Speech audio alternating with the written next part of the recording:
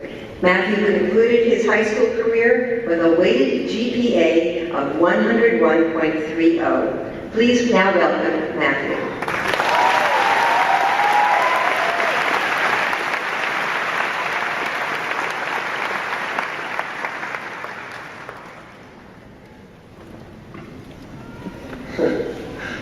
We are graduating today, right here, right now, already. Whoa.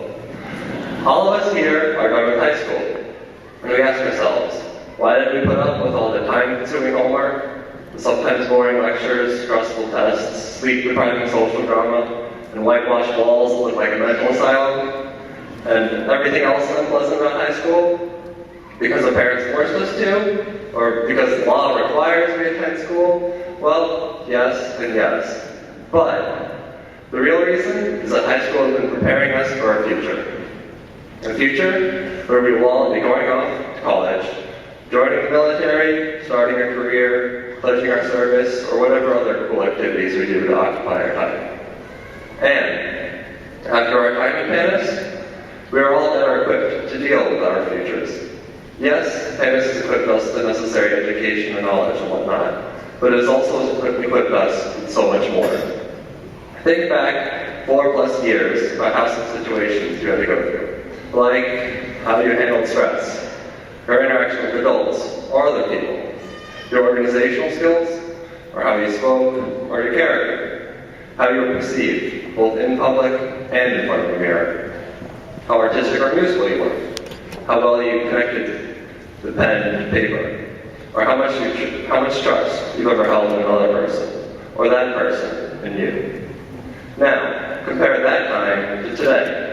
We are all much more self-sufficient and more developed overall. And wherever we go off to after this day, we will all need to be much more self-sufficient than ever before. After we leave here today, I want you all to remember one thing.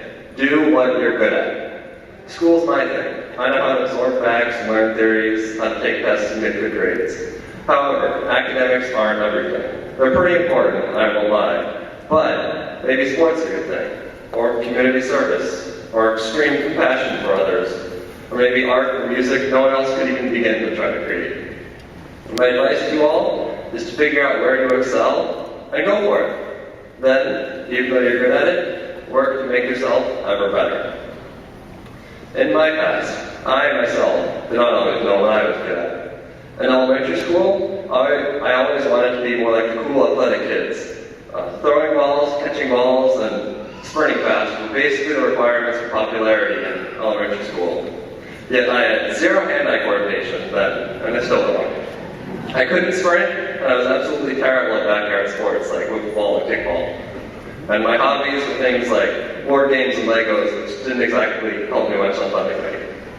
But I was, strangely for whatever reason, good at schoolwork. And as I figured out in my mile runs in gym class, I was also decent at jogging. Not just running or fast running, just slow jogging. So, what did I do? I stuck to what I was good at. I tried hard in my academics, and in 7th grade I joined the jogging team, or cross-country team. Doing homework and slow jogs may not have made me cool or popular or coordinated, but with some hard work I became good at what I did. And I was happy. Just find what you're good at, stick to what you're good at, and you cannot go wrong. Something else to keep in mind. Always try new things. For a while, I did not think I was very artistic. But last year I took ceramics to fill a free period, and I discovered that I loved it. I never would have thought of myself as an artistic person, but since then I've skipped way too many free periods to count to spend time in the ceramics room. You just never know what you might be good at, or what you might enjoy. So, if you ever get an opportunity to try something new, especially something that piques your interest, do it. It is well worth your time. Also, on the topic of discovering things we never thought we were good at, Panas sports. Coming in my freshman year, I remember thinking it was pretty funny that the characteristic high school sports, like football, weren't very good, while the more obscure sports, like bowling, consistently winning championships. But this year was totally different. All the sports excelled. Football had an amazing season, winning league championships and beating Lakeland. Volleyball, baseball, and girls soccer. Volleyball volleyball, baseball, and girls soccer were all league champions too. Boys lacrosse were the sectional champs. Boys basketball were the sectional and league champs. Track and field sent 10 boys and 4 girls to the nationals this spring, not to mention a whole bunch of winter nationals too. And, last but not least, my favorite sport, boys cross country were county champions for the 2nd straight year. Go Panas!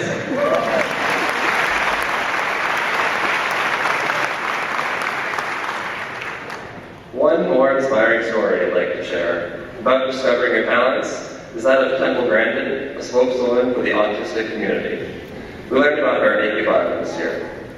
She was diagnosed as autistic at age 2, did not speak until age 4, was consistently teased for her odd tics by peers all throughout her schooling, and she's faced social impairments her whole life. But she has a doctorate in animal science and has designed almost half of the cattle processing facilities in all of North America. She thinks in pictures and sensations, which enable her to think like an animal and notice things that conventional minds would miss. It is ways like this that I say, do what you're good at. One of the greatest aspects of college and life beyond high school is that it allows, even encourages people to expand upon their own specific skill sets, rather than be restricted to learning the general math, science, and English back here in high school.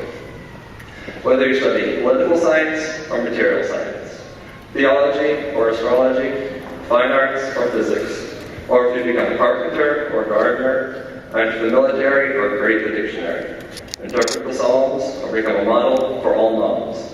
Do what you're good at and do what you love. Goodbye, Panas. You've served us well. Thank you.